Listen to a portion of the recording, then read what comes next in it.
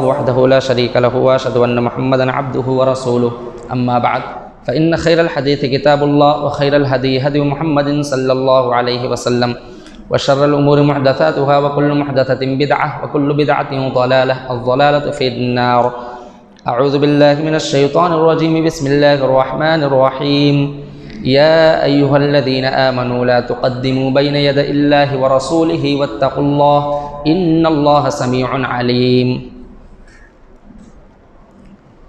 جس موضوع کے تعلق سے کچھ گفتگو کرنی ہے وہ سورۃ الحجرات کے روشنی میں چند اہم چیزیں آپ کے سامنے رکھنے کی کوشش کروں گا۔ سورۃ الحجرات یہ 26ویں پارے کی صورت ہے۔ سورۃ الفتح کے بعد اور سورۃ القاف سے پہلے یہ صورت ہے۔ اس صورت کے اندر اللہ رب العالمین نے بہت اہم چیزوں کو بیان کیا ہے، اور اگر اس صورت کی روشنی میں ایک آدمی اپنی زندگی گزارے تو اس کی زندگی بہت ہی بہترین ہو جائے۔ اس صورت کی روشنی میں اگر کوئی سوسائٹی بنائی جائے تو وہ سوسائٹی دنیا کی سب سے بہترین سوسائٹی مانی جائے گی۔ سب سے پہلی جو آیت ہے اس آیت کا ترجمہ ہم دیکھتے ہیں۔ اللہ نے فرمایا یا ایھا الذین آمنوا لا تقدموا بین یدی اللہ ورسولہ، اے ایمان والو اللہ اور اس کے رسول سے آگے نہ بڑھو۔ اللہ اور اس کے رسول سے آگے نہ بڑھو، اس کا کیا مطلب ہے؟ اس کا مطلب یہ ہے کہ جب اللہ کا حکم آ جائے، رسول کا حکم آ جائے تو اس کو فوراً قبول کر لو۔ جب اللہ اور اس کے رسول کی بات تمہارے سامنے پیش کی جائے تو اس کو مان لو اور اس پر فوراً عمل کرو۔ جب اللہ اور اس کے رسول کا کوئی فیصلہ تمہارے سامنے آ جائے تو اس فیصلے کو فوراً قبول کر لو۔ اللہ اور اس کے رسول کے فیصلے کے سامنے، اللہ اور اس کے رسول کے حکم اور فرمان کے سامنے اپنی رائے یا اپنے عقل کا استعمال مت کرو۔ یہ مطلب ہے لا تقدموا بین یدی اللہ ورسولہ، کہ اے مومنو اللہ اور اس کے رسول سے آگے نہ بڑھو۔ دو چیزیں میں آپ کے سامنے رکھوں گا تاکہ یہ آیت آپ کے سمجھ میں آ جائے۔ عید الاضحیٰ کے موقع پر سنت یہ ہے کہ آدمی سب سے پہلے 2 رکعت نماز ادا کرے اور اس کے بعد قربانی کرے، اور یہی چیز قرآن سے بھی ثابت ہے اور یہی چیز نبی محترم صلی اللہ علیہ وسلم کے حدیث سے بھی ثابت ہے کہ پہلے نماز ہے اس کے بعد قربانی ہے۔ اب اگر کوئی آدمی یہ کہے کہ نہیں میں پہلے قربانی کروں گا بعد میں نماز پڑھوں گا تو اس کا یہ عمل درست نہیں ہے۔ اگر کوئی آدمی ایسا کرتا ہے تو گویا کہ وہ اللہ اور اس کے رسول سے آگے بڑھنے کی کوشش کر رہا ہے، کیونکہ شریعت میں تو پہلے نماز ہے بعد میں قربانی ہے، اور آدمی یہ کہہ رہا ہے کہ میں پہلے قربانی کروں گا بعد میں نماز پڑھوں گا، تو اس کی یہ قربانی اللہ کے یہاں قابل قبول نہیں ہے۔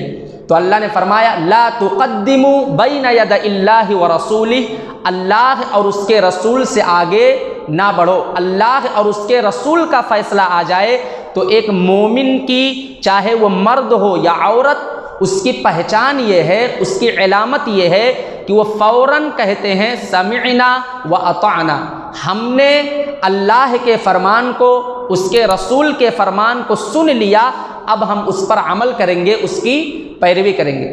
ایک اور چیز اس آیت کی وضاحت کے لیے، نبی صلی اللہ علیہ وسلم کے زمانے میں ایک یہودی اور ایک منافق کے درمیان کسی بات پر جھگڑا ہو گیا۔ منافق ظاہر میں تو مسلمان تھا، دکھاوے کے لیے تو مسلمان تھا، مگر حقیقت میں وہ کافر ہی تھا۔ اس کے دل میں اسلام اور مسلمانوں کے تعلق سے نفرت کوٹ کوٹ کر بھری ہوئی تھی، صرف اس نے دکھانے کے لیے اسلام قبول کیا تھا۔ یہودی اور اس منافق کے درمیان جھگڑا ہوا تو دونوں نے آپس میں یہ فیصلہ کیا ہم اپنا یہ جھگڑا نبی صلی اللہ علیہ وسلم کے پاس لے کر کے چلتے ہیں، آپ جو فیصلہ کریں گے ہم اسے قبول کریں گے۔ نبی صلی اللہ علیہ وسلم کے دربار میں یہ فیصلہ آیا، یہ معاملہ آیا۔ آپ صلی اللہ علیہ وسلم نے یہودی کے حق میں فیصلہ دے دیا، یعنی نبی صلی اللہ علیہ وسلم نے یہ کہہ دیا کہ اس معاملے میں یہودی جو آدمی ہے وہ حق پر ہے، اور جو یہ منافق ہے یہ باطل پر ہے، یہ غلط پر ہے، اور یہودی وہ حق پر ہے، وہ صحیح ہے۔ منافق آدمی نے جب یہ دیکھا کہ یہ فیصلہ تو میرے خلاف آ گیا، یہودی سچ ہو گیا اور میں جھوٹا ہو گیا، تو اس نے کہا کہ میں یہ فیصلہ قبول نہیں کروں گا۔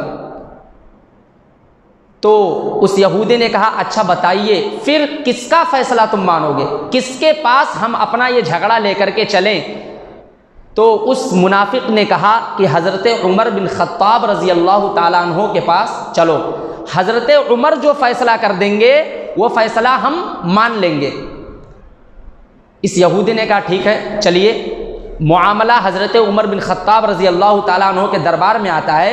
حضرت عمر نے پورا معاملہ سنا اور اس یہودی نے کہہ دیا کہ اے عمر فاروق رضی اللہ تعالیٰ عنہ، نبی کی بارگاہ سے یہ فیصلہ ہو چکا ہے کہ میں حق پر ہوں اور یہ منافق آدمی جھوٹ پر ہے، یہ باطل پر ہے۔ نبی نے یہ فیصلہ کر دیا ہے لیکن اس نے اس فیصلے کو قبول نہیں کیا اور یہ اب آپ کے پاس آیا ہے، تو آپ جو بھی فیصلہ کریں گے عدل کے ساتھ کریں گے، انصاف کے ساتھ کریں گے، کیونکہ نبی کی بارگاہ میں جو فیصلہ ہوا ہے وہ فیصلہ میرے مطابق ہے، وہ فیصلہ میرے متعلق ہے، میں اس فیصلے کے مطابق حق پر ہوں۔ تو حضرت عمر فاروق رضی اللہ تعالیٰ عنہ نے جب یہ سنا کہ نبی صلی اللہ علیہ وسلم نے اس معاملے کا حل کر دیا ہے، اس معاملے کا جو حل تھا اسے پیش کر دیا ہے، لیکن اس منافق نے نبی کے فیصلے کو قبول نہیں کیا، نبی کے فیصلے کا اس نے انکار کر دیا اور یہ میرے پاس بھاگا چلا آیا، تو اندر جاتے ہیں اور تلوار لے کر کے آتے ہیں اور تلوار لا کر کے اس کا سر قلم کر دیتے ہیں، اس منافق کا سر اس کی گردن سے الگ کر دیتے ہیں اور ایک جملہ کہتے ہیں۔ وہ جملہ کیا کہ نبی کے فیصلے کو جو قبول نہ کرے تو عمر فاروق کا اس کے بارے میں یہی فیصلہ ہے کہ اسے یہ حق نہیں حاصل ہے کہ وہ اس دنیا میں زندہ رہے۔ نبی کا حکم آ جائے، نبی کا فرمان آ جائے، نبی کا فیصلہ آ جائے اور کوئی آدمی یہ کہے کہ میں اس فیصلے کو قبول نہیں کروں گا، تو عمر فاروق رضی اللہ تعالی عنہ نے اس منافق کا سر کاٹ کر کے یہ میسج اور یہ پیغام دیا کہ جو نبی کا فیصلہ قبول نہ کرے اسے دنیا میں زندہ رہنے کا حق حاصل نہیں ہے، وہ اس لائق نہیں ہے کہ وہ اس دنیا میں زندہ رہے۔ تو لا تقدموا بین ید اللہ ورسولہ، جب اللہ اور اس کے رسول کا حکم آ جائے تو اسے قبول کر لو، اللہ اور اس کے رسول کے حکم کے آگے بڑھنے کی کوشش نہ کرو، اگر کرو گے تو اس کا نقصان اس دنیا میں بھی اٹھاؤ گے اور آخرت میں بھی اٹھاؤ گے، دنیا بھی تباہ ہوگی اور آخرت بھی تباہ و برباد ہوگی۔ تو پہلے آیت میں اللہ نے یہ اصول دیا کہ ہماری زندگی میں قرآن اور حدیث یہ پہلے نمبر پر ہونا چاہیے، اللہ اور اس کے رسول کا فیصلہ یہ اول نمبر پر ہونا چاہیے۔ ایک مومن کی یہی پہچان ہے، ایک مومن کی یہی علامت ہے۔ دوسری آیت کی طرف آتے ہیں، اللہ نے فرمایا یا ایھا الذین آمنوا لا ترفعوا اصواتکم فوق صوت النبی، کہ اے ایمان والو نبی کے آواز پر اپنی آواز بلند نہ کرو، وَلَا تَجْهَرُوا لَهُ بِالْقَوْلِ كَجَهْرِ بَعْضِكُمْ لِبَعْضٍ، اور جب نبی سے بات کرنے کی تمہیں ضرورت پیش آ جائے تو آپس میں ایک دوسرے سے جیسے بات کرتے ہو اس طرح سے نبی سے بات نہ کرو، اس طرح سے نبی سے بات نہ کرو جس طرح آپس میں ایک دوسرے سے بات کرتے ہو۔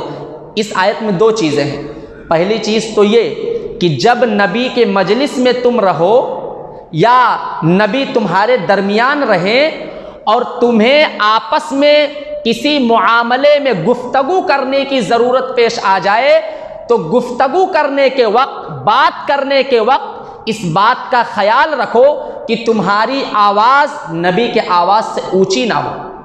نبی کے سامنے رہتے ہوئے جب آپس میں گفتگو کرو تو دھیمی آواز میں گفتگو کرو.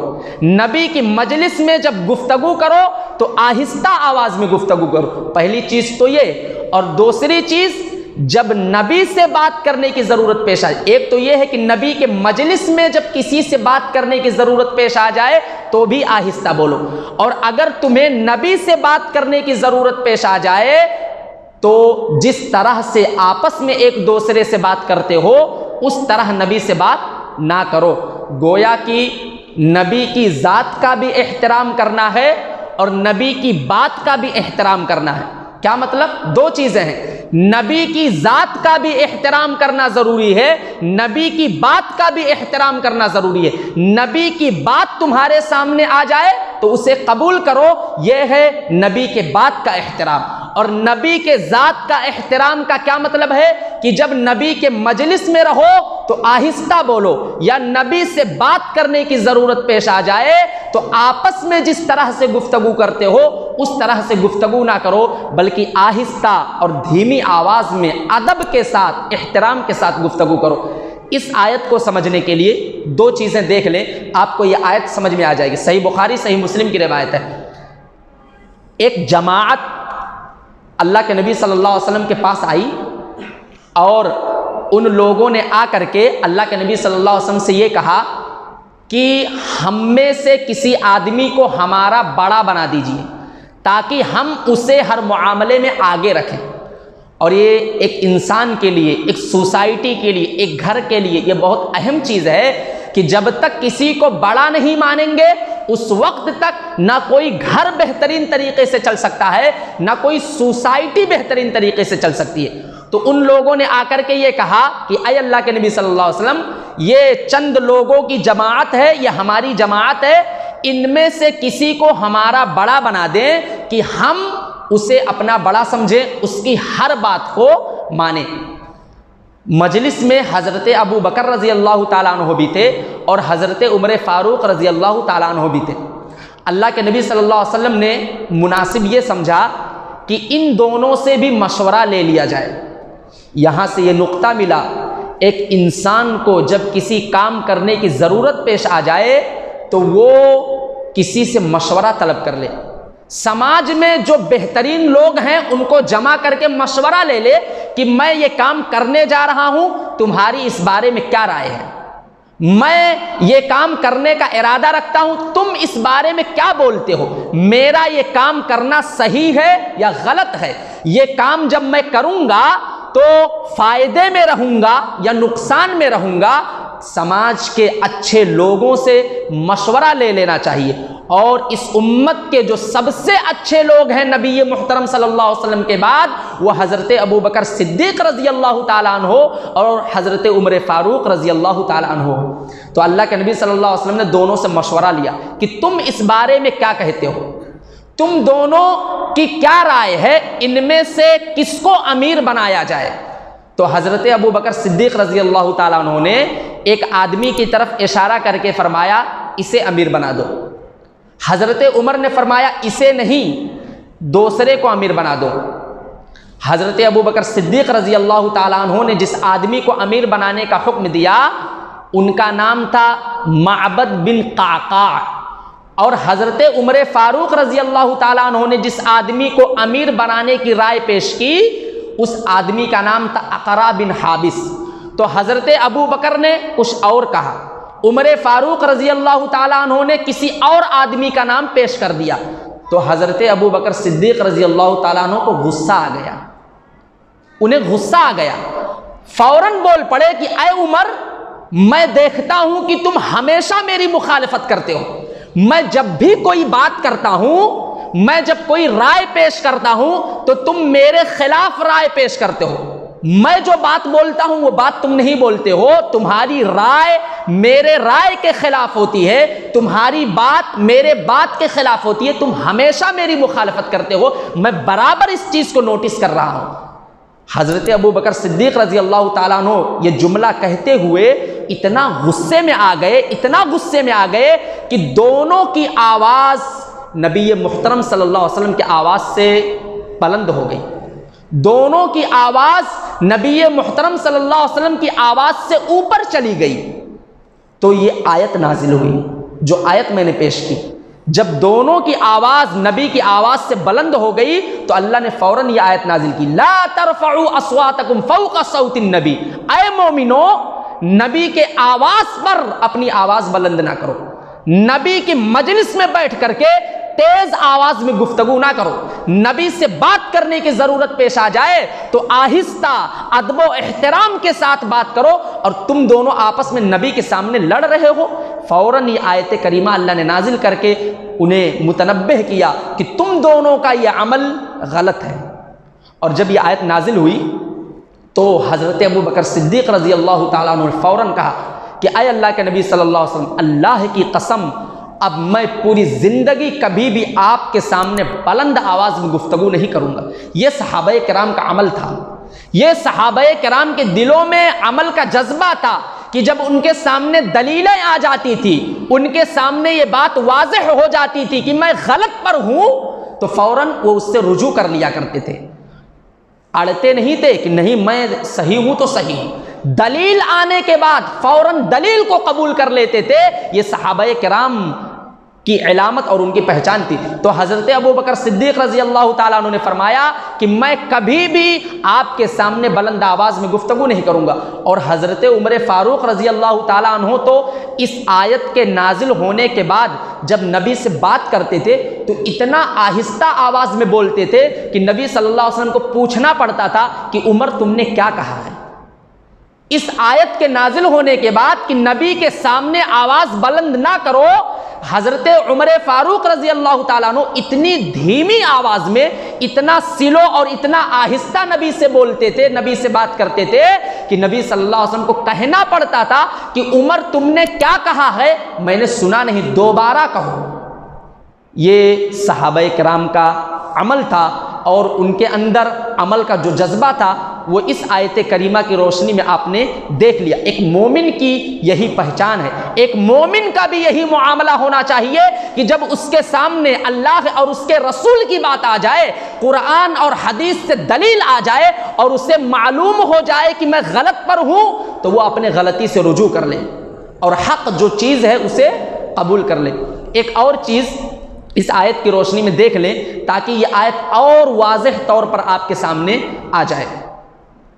جب یہ آیت نازل ہوئی تو ایک صحابی تھے ثابت بن قیس رضی اللہ تعالیٰ عنہ، انہیں خطیب الانصار کہا جاتا تھا۔ انصار میں یہ سب سے بہترین مقرر اور اسپیکر تھے، جتنا اچھا تقریر یہ کر لیتے تھے اتنا اچھا تقریر کوئی نہیں کر پاتا تھا، اسی لیے اللہ کے نبی صلی اللہ علیہ وسلم نے ان کا لقب دے دیا تھا خطیب الانصار، انصاریوں کے مقرر، انصاریوں کا خطیب۔ اتنی بہترین یہ تقریر کیا کرتے تھے کہ جب کوئی سنتا تھا تو فوراً یہ کہتا تھا کہ کیا بول رہے ہیں۔ اور مسیلمہ کذاب جس نے نبوت کا دعویٰ کیا تھا اور نبی صلی اللہ علیہ وسلم کے پاس آ کر کے اس نے بہت ساری باتیں رکھی تھی، اس سے جب بات کرنے کی ضرورت پیش آئی تھی تو اللہ کے نبی صلی اللہ علیہ وسلم نے انہی کو کھڑا کیا تھا کہ تم جاؤ، تم اس سے بات کرو، تمہارے اندر بات کرنے کی صلاحیت ہے، سلیقہ ہے، گفتگو کرنے کا طریقہ تمہیں معلوم ہے، تم جا کر کے اس سے بات کرو۔ تو جب یہ آیت نازل ہوئی، ان کی آواز فطری طور پر بہت ہی زیادہ اونچی تھی، بہت ہی زیادہ تیز تھی ان کی آواز۔ جب یہ آیت نازل ہوئی تو انہوں نے اپنے آپ کو گھر میں بند کر لیا، کہا کہ میرے بارے میں آیت نازل ہو گئی ہے، میری ہی آواز نبی کی آواز سے اونچی ہوتی ہے، کیوں؟ کیونکہ میں جب بھی نبی سے بات کرتا ہوں تو میری آواز نبی سے اونچی ہو ہی جاتی ہے، کیونکہ فطری طور پر ان کی آواز اونچی تھی، وہ اونچی آواز میں بات نہیں کرتے تھے بلکہ ان کی آواز ہی اونچی تھی۔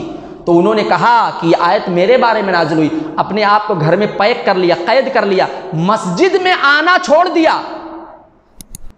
نبی صلی اللہ علیہ وسلم نے جب دیکھا کئی دنوں تک ثابت نظر نہیں آئے تو ان کے پڑوسی تھے سعد بن معاذ رضی اللہ تعالیٰ عنہ، ان سے نبی صلی اللہ علیہ وسلم نے پوچھا کہ وہ تمہارا پڑوسی ثابت کیا معاملہ ہے، کیا وہ بیمار ہیں، آخر وہ کیوں نہیں آتے ہیں، انہیں کئی دنوں سے میں دیکھ نہیں رہا ہوں، وہ غائب ہیں۔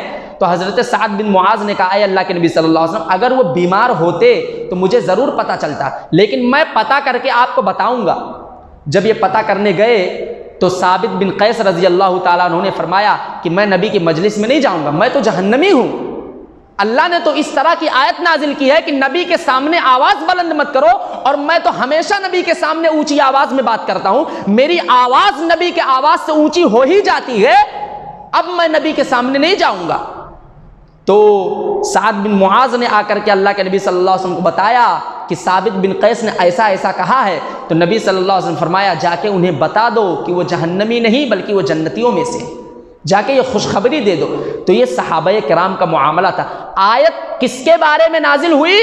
اور ثابت بن قیس رضی اللہ تعالیٰ عنہ یہ تصور کر رہے ہیں کہ یہ آیت میرے بارے میں نازل ہوئی، فوراً اس چیز پر عمل کرنے کے لیے تیار ہو گئے جو اس آیت میں کہی جا رہی ہے۔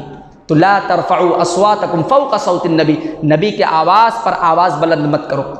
دو چیزیں اور اس آیت کی روشنی میں جانیں۔ نبی تو اب موجود نہیں ہیں، ہمارے درمیان تو ہے نہیں، تو علماء نے اس آیت کے ضمن میں یہ بات لکھی ہے کہ نبی چونکہ نہیں ہے تو اب ہمارا معاملہ یہ ہونا چاہیے کہ جس مجلس میں نبی کا ذکر ہو وہاں پر آواز بلند نہیں کرنی ہے، یا جس مجلس میں نبی کی بات کی جائے، نبی کی بات پیش کی جائے تو اس مجلس میں انسان خاموش رہے، اس مجلس میں انسان باتیں مت کرے، اس مجلس میں انسان چیخے اور چلائے مت، بلکہ غور سے نبی کی بات کو سنے۔ نبی کا ذکر ہو رہا ہے تو نبی کے احترام کا تقاضا یہ ہے کہ نبی کا ذکر انتہائی انہماک کے ساتھ، غور کے ساتھ سنے۔ تو جب نبی کی حدیث پیش کی جائے تو وہاں پر باتیں نہیں کرنی ہے، جب نبی کا ذکر کیا جائے، نبی کے ذکر کے تعلق سے کوئی مجلس لگائی جائے تو اس مجلس میں باتیں نہیں کرنی ہے۔ اور حضرت عمر فاروق رضی اللہ تعالیٰ عنہ نے ایک بار دیکھا کہ دو آدمی مسجد نبوی میں چلا چلا کے باتیں کر رہے ہیں۔ دو آدمیوں کو دیکھا کہ وہ مسجد نبوی میں چلا چلا کے باتیں کر رہے ہیں، تو حضرت عمر فاروق رضی اللہ تعالیٰ عنہ نے ان دونوں کو بلایا اور فرمایا من این انتما، تم دونوں کہاں سے آئے ہو؟ میں تم دونوں کو نہیں پہچانتا ہوں، پہلے یہ بتاؤ تم آئے کہاں سے ہو، کس علاقے کے ہو تم لوگ، کہاں کے رہنے والے ہو؟ تو ان لوگوں نے کہا کہ ہم لوگ طائف سے آئے ہیں۔ تو حضرت عمر فاروق رضی اللہ تعالیٰ عنہ نے فرمایا اللہ کی قسم اگر تم مدینہ کے رہنے والے ہوتے تو کوڑے سے مار مار کے تم لوگوں کی حالت خراب کر دیتا۔ تمہیں شرم نہیں آتی ہے نبی کی مسجد میں نبی کے قبر کے سامنے بیٹھ کر کے آوازیں بلند کر رہے ہو، چیخ اور چلا کر کے بات کر رہے ہو؟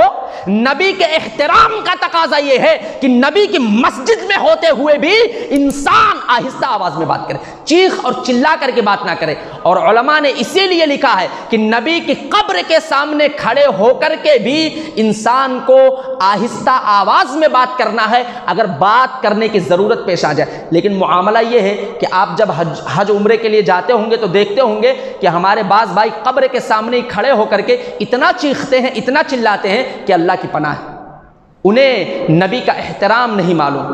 تو علماء نے لکھا جس طرح نبی کے زندگی میں نبی کا احترام لازم تھا، اسی طرح نبی کے جانے کے بعد بھی نبی کا احترام ہمارے اوپر واجب ہے۔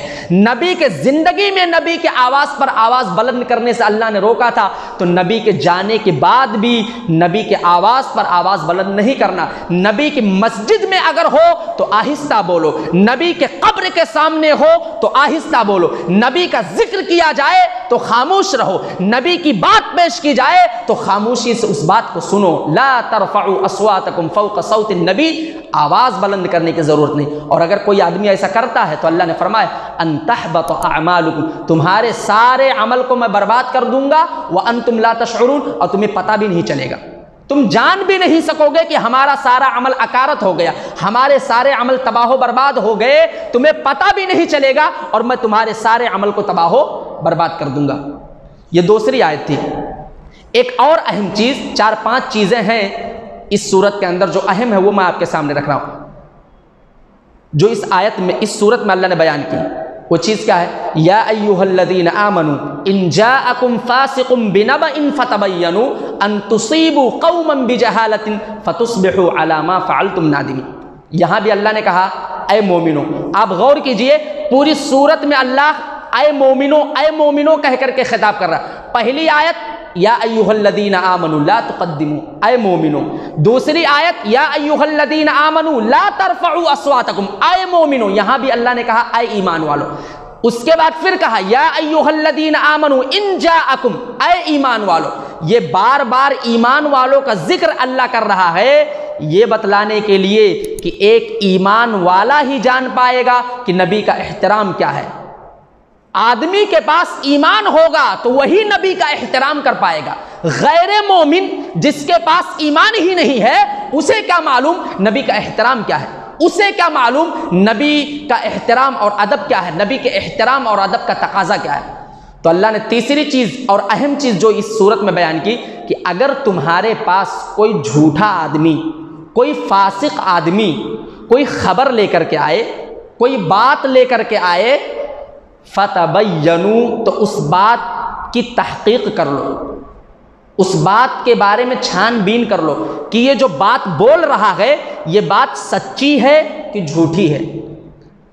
ایسے ہی ہر کسی کی بات کو قبول نہیں کرنا ہے، گویا کہ اللہ نے ایک اصول دیا ہے اس آیت کے اندر، ایک رول دیا ہے کہ ہر کسی کی بات ہمیں نہیں ماننی۔ اب کوئی کرتا پیجامہ پہن کر کے، لمبی لمبی داڑھی رکھ کر کے، لمبی سی ٹوپی لگا کر کے ہمارے ممبر سے آ کر کے جو چاہے وہ بیان کر لے، ہم قبول کر لے، نہیں، ایسا نہیں ہونا چاہیے، اس کی تحقیق ضروری ہے۔ جو بھی بات پیش کی جائے، چاہے بات پیش کرنے والا عالم ہی کیوں نہ ہو، چاہے وہ کتنا ہی دیندار کیوں نہ ہو، اگر وہ کوئی بات بول رہا ہے تو ہماری ذمہ داری ہے کہ ہم اس کی تحقیق کریں کہ یہ بات بول کہاں سے رہا ہے، یہ اپنے بات میں سچا ہے کہ جھوٹا ہے، اس کی بات دلیل سے ہے کہ بلا دلیل کے ہے، اس کی بات اللہ اور اس کے رسول کے مطابق ہے یا اللہ اور اس کے رسول کے خلاف ہے، اسے چھان بین کرنی ہے اس کے سلسلے میں۔ یا ایھا الذین آمنوا ان جاءکم فاسق بنبأ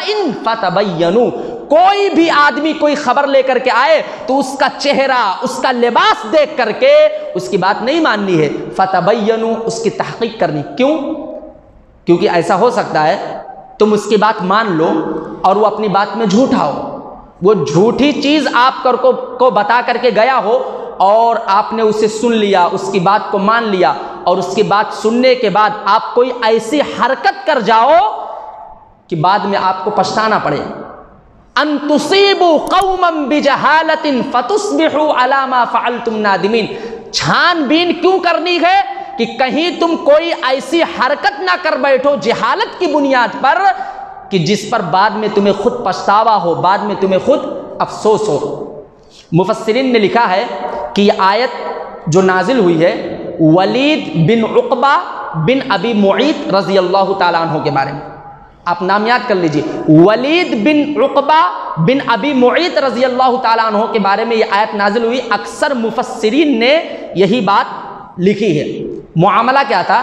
نبی صلی اللہ علیہ وسلم نے ان کو، ایک قبیلہ ہے بنو مستلق، نبی صلی اللہ علیہ وسلم کے زمانے میں ایک قبیلہ تھا بنو مستلق، تو نبی صلی اللہ علیہ وسلم نے اس صحابی کو یعنی ولید بن عقبہ کو بھیجا کہ اس قبیلے میں جاؤ اور جا کر کے انہوں نے زکوٰۃ کا مال اکٹھا کر کے رکھا ہے، جا کر کے اسے لے کر کے آ جاؤ۔ ولید بن عقبہ بن ابی معیط رضی اللہ تعالیٰ عنہ آدھے راستے میں جاتے ہیں، آدھے راستے میں پہنچ کر کے ان کے دل میں کچھ ڈر ہوا کہ کہیں ایسا نہ ہو میں ان لوگوں کے پاس زکوٰۃ کا مال لینے جاؤں اور وہ مجھے قتل کر دیں۔ انہیں اس بات کا ڈر لاحق ہوا، یہ خوف ان کے دل میں پیدا ہوا، تو انہوں نے کیا کیا، آدھے راستے سے ہی لوٹ کر کے چلے آئے اور آ کر کے اللہ کے نبی صلی اللہ علیہ وسلم کو یہ بات بتایا کہ ان لوگوں نے زکوٰۃ کا مال دینے سے انکار کر دیا۔ وہ آدھے راستے سے لوٹ کر کے آئے ہیں، قوم کے پاس گئے نہیں ہیں، آدھے راستے میں ہی ان کے دل میں یہ ڈر آیا کہ کہیں وہ مجھے قتل نہ کر دے، تو آدھے راستے سے لوٹ کر چلے آئے اور آ کر کے نبی کو یہ کہا کہ ان لوگوں نے زکوٰۃ کا مال دینے سے انکار کر دیا۔ اللہ کے نبی صلی اللہ علیہ وسلم نے جب یہ سنا تو صحابہ کرام کی ایک فوج تیار کی، ایک جماعت تیار کی، اور صحابہ کرام کو فرمایا جاؤ اور اس بستی پر حملہ کر دو، جاؤ اور اس بستی پر حملہ کر دو۔ وہ اس طریقے کی حرکت انہوں نے کی، ہمارے بھیجے ہوئے آدمی کو قتل کرنے کی کوشش کی انہوں نے، اور ہمارے حکم کی خلاف ورزی کی۔ ہم نے زکوٰۃ کا مال لینے کے لیے بھیجا، انہوں نے دینے سے انکار کر دیا۔ بعد میں پتہ چلا کہ یہ جو بات بول رہے تھے یہ بات سچ نہیں تھی۔ اس قبیلے کا ایک آدمی دوڑا دوڑا اللہ کے نبی صلی اللہ علیہ وسلم کے پاس آیا، کہا کہ اے اللہ کے نبی صلی اللہ علیہ وسلم، آپ نے کسی آدمی کو بھیجا نہیں زکوٰۃ کا مال لینے کے لیے؟ تو نبی صلی اللہ علیہ وسلم نے فرمایا کہ ہم نے تو بھیجا تھا، تم لوگوں نے اسے قتل کرنے کی کوشش کی، زکوٰۃ کا مال دینے سے انکار کر دیا۔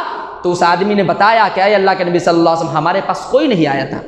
تو یہ آیت نازل ہوئی کہ اگر کوئی آدمی کوئی خبر لے کر کے آئے تو اس کی تحقیق کر لو، ورنہ کہیں ایسا نہ ہو کہ بلا تحقیق تم اس کی بات مان لو اور پھر کوئی ایسی حرکت کر بیٹھو جس پر تمہیں پچھتانا پڑے۔ اب اگر اللہ کے نبی صلی اللہ علیہ وسلم اس آدمی سے تحقیق نہ کرتے، جو آدمی دوڑ کر کے آیا اس سے پوری بات نہ پوچھتے اور وہ پوری بات نہیں بتاتا، صرف صحابی رسول ولید بن عقبہ کی بات مان لیتے، تو اس بستی پر اب تک حملہ ہو گیا ہوتا، اس بستی پر صحابہ نے حملہ کر دیا ہوتا اور پھر بعد میں نبی محترم صلی اللہ علیہ وسلم کو اپنی اس حرکت پر پچھتانا پڑتا۔ تو اس آیت میں ایک اصول یہ دیا گیا کہ کوئی بھی بات تمہارے سامنے آئے تو اس کی تحقیق کر لو۔ ایک اور بات بتائی گئی کہ تمام مومن آپس میں بھائی بھائی ہیں، اگر مومنوں کے درمیان کسی بات میں جھگڑا ہو جائے، کسی بات میں اختلاف ہو جائے، تو دوسرے مومن بھائیوں کی یہ ذمہ داری ہے کہ عدل اور انصاف کے ساتھ ان کے درمیان صلح کرائیں۔ دو مومن آدمی کے درمیان کسی بات پر جھگڑا ہو جائے تو دوسرے مومنوں کی ذمہ داری ہے کہ عدل کے ساتھ، انصاف کے ساتھ ان دونوں کے جھگڑے کو ختم کروا دے۔ فَأَصْلِحُوا بَيْنَهُمَا بِالْعَدْلِ، عدل کے ساتھ دونوں کے درمیان صلح کراؤ۔ لیکن آج ہمارا معاملہ یہ ہے کہ اگر کسی کو معلوم ہو جاتا ہے کہ دو لوگوں کے درمیان جھگڑا ہے تو وہ اس جھگڑے کی چنگاری کو اور بھڑکاتا ہے، اس جھگڑے کو اور بڑھاتا ہے، اس جھگڑے کو اور سوچتا ہے کہ یہ جھگڑا بڑھتا رہے، ختم نہیں کرواتا۔ یہ ایک مومن کی پہچان نہیں ہے۔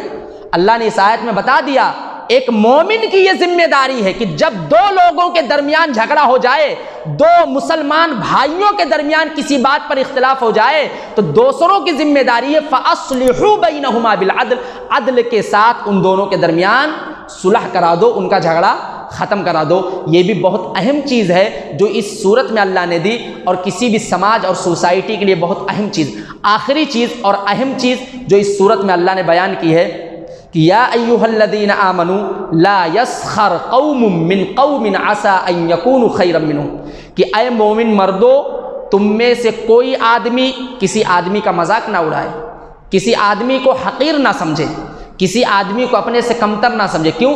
ہو سکتا ہے جس آدمی کا تم مذاق اڑا رہے ہو، جس آدمی کو تم حقیر اور چھوٹا اور کمتر سمجھ رہے ہو، وہ اللہ کے نزدیک تم سے زیادہ محبوب ہو۔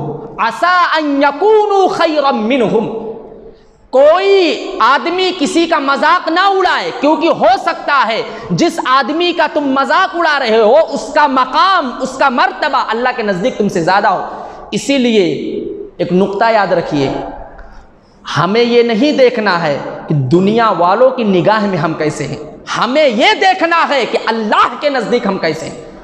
دنیا والوں کی نگاہ میں ہم چاہے جیسے ہوں، دنیا ہمیں چاہے جیسی سمجھے، ہمیں اس سے مطلب نہیں رکھنا ہے۔ اللہ کے نزدیک ہمارا کیا مقام ہے، ہمارے لیے یہ چیز ضروری ہے، یہ چیز ہمارے لیے اہم ہے کہ اللہ کے نزدیک ہم کیسے ہیں۔ دنیا والے ہمیں کیا بول رہے ہیں، کیسا سمجھ رہے ہیں، دنیا والوں کی ہمارے بارے میں کیا رائے ہے، اس سے ہمیں کوئی مطلب نہیں۔ اللہ کے یہاں ہمارا کیا مقام ہے، ہمیں اسے دیکھنا۔ تو کوئی مومن آدمی کسی مومن بھائی کو حقیر اور کمتر نہ سمجھے۔ وَلَا نِسَاءٌ مِّن نِّسَاءٍ عَسَىٰ أَن يَكُنَّ خَيْرًا مِّنْهُنَّ، اور کوئی مومنہ عورت کسی مومنہ عورت کو حقیر نہ سمجھے۔ ایک نقطہ بتاؤں، اللہ نے ابھی تک صرف یا ایھا الذین آمنوا، یا ایھا الذین آمنوا کہا، آمنو کہہ دیا تو اس میں مرد بھی آ گئے، عورتیں بھی آ گئی، لیکن یہاں اللہ نے عورتوں کا خصوصی ذکر کیا۔ کیوں؟ کیونکہ عورتوں کے اندر یہ برائی سب سے زیادہ ہوتی ہے۔ چار عورتوں کی مجلس بیٹھتی ہے تو ایک دوسرے کی برائی، ایک دوسرے کی غیبت، ایک دوسرے کی چغلخوری، فلاں ایسی ہے، فلاں ایسی ہے، فلاں کا شوہر ایسا ہے، فلاں کا باپ ایسا ہے۔ اپنے گھر میں کیا ہو رہا ہے اسے نہیں دیکھنا ہے، دوسروں کے گھر میں کیا ہو رہا ہے اس سے انہیں بہت مطلب ہے۔ ولا نساء من نساء عسى ان يكن خيرا منهن، یہاں عورتوں کا خصوصی ذکر کیا اللہ نے کہ کوئی عورت کسی عورت کو حقیر نہ سمجھے. کیوں؟ ہو سکتا ہے وہ عورت اللہ کے نزدیک تم سے زیادہ محبوب ہو، اس عورت کا مقام اللہ کے نزدیک تم سے زیادہ بڑا ہو. ولا تلمزوا انفسکم، اور کسی پر بہتان نہ لگاؤ، بلا دلیل کسی کے بارے میں کوئی بات نہ بولو جس کے بارے میں تم کچھ نہیں جانتے ہو، اس کے بارے میں اپنی زبان کو کنٹرول میں رکھو. ولا تلمزوا انفسکم ولا تنابزوا بالالقاب، اور کسی کو برے لقب سے، کسی کا نام ٹیڑھا کر کے، کسی کا نام بگاڑ کر کے مت بلاؤ. یہ ایک مومن مرد کی اور ایک مومن عورت کی پہچان ہے کہ وہ جب کسی کو مخاطب کرتے ہیں تو ادب و احترام کے ساتھ. ولا تنابزوا بالالقاب، کسی کا نام مت بگاڑو، برے نام سے کسی کو مت بلاؤ. اور یہی ایک حدیث میں کہا گیا کہ اگر زبان کھولو تو بہترین چیز کے لیے کھولو، ورنہ آدمی اپنے زبان کو بند رکھے. من کان یؤمن باللہ والیوم الآخر فلیقل خیرا او لیصمت، جس کا ایمان اللہ پر ہو، یوم آخرت پر ہو، اسے چاہیے کہ جب زبان کھولے تو اچھی بات بولے، ورنہ خاموش رہے. کیونکہ خاموشی یہ بری بات بولنے سے، غلط بات بولنے سے ہزاروں اور لاکھوں درجہ زیادہ بہتر ہے. آدمی زبان کھولے تو اچھی بات کے لیے کھولے، ورنہ اپنی زبان کو کنٹرول میں رکھے. ولا تنابزوا بالالقاب، ایک دوسرے پر عیب مت لگاؤ، ایک دوسرے پر بہتان تراشی مت کرو، ایک دوسرے کا نام مت بگاڑو. اور آخر میں کہا کسی کے بارے میں بدگمانی مت دل میں پیدا کرو، کسی کے بارے میں برا خیال اور برا تصور مت پیدا کرو، کسی کی غیبت مت کرو. ولا یغتب بعضکم بعضا، کوئی مرد کسی مرد کی، کوئی عورت کسی عورت کی غیبت نہ کرے. کیوں؟ کسی کی غیبت کرنا یا اپنے مردہ بھائی کے گوشت کھانے کے مانند ہے. ایحب احدکم ان یاکل لحم اخیہ میتا فکرہتموہ، نبی اللہ نے فرمایا کہ کیا تم اس بات کو پسند کرتے ہو کہ تم اپنے مردے بھائی کا گوشت کھاؤ؟ ہر آدمی یہ کہے گا کہ مردے بھائی کا گوشت ہمیں نہیں پسند ہے. تو اگر تم اس چیز کو نہیں پسند کرتے ہو تو کسی کی غیبت مت کرو. ولا یغتب بعضکم بعضا، کوئی کسی کی غیبت مت کرے، کیونکہ غیبت کرنا یہ مردہ بھائی کے گوشت کھانے کے مانند ہے. جب یہ آیت نازل ہوئی کہ کوئی کسی کی غیبت نہ کرے تو صحابہ کرام نے فوراً کہا ہم غیبت اب نہیں کریں گے، ہم غیبت کبھی نہیں کریں گے. غیبت یہ اتنی بری چیز ہے کہ اللہ یہ کہہ رہا کہ غیبت کرنا مردے بھائی کے گوشت کھانے کی طرح ہے. اے اللہ ہم غیبت سے تیری پناہ چاہتے ہیں، غیبت سے تیری پناہ چاہتے ہیں. اے اللہ تو ہمیں غیبت سے بچا کر کے رکھنا. یہ چند اہم چیزیں تھیں جو سورۃ الحجرات کے اندر اللہ نے پیش کی ہے. ایک آدمی کو چاہیے کہ وہ اپنی زندگی گزارے اس صورت کی روشنی میں، تو مجھے امید ہے کہ اس کی زندگی بن جائے، اس کی دنیا بھی بن جائے، اس کی آخرت بھی بن جائے. کوئی سماج اور کوئی سوسائٹی اگر اس صورت کے مطابق بنائی جائے تو وہ سماج اور وہ سوسائٹی دنیا کی سب سے بہترین سماج اور سوسائٹی مانی جائے گی. اللہ رب العالمین ہم کو کہی گئی باتوں پر عمل کرنے کی توفیق دے. آمین. السلام علیکم ورحمۃ اللہ وبرکاتہ.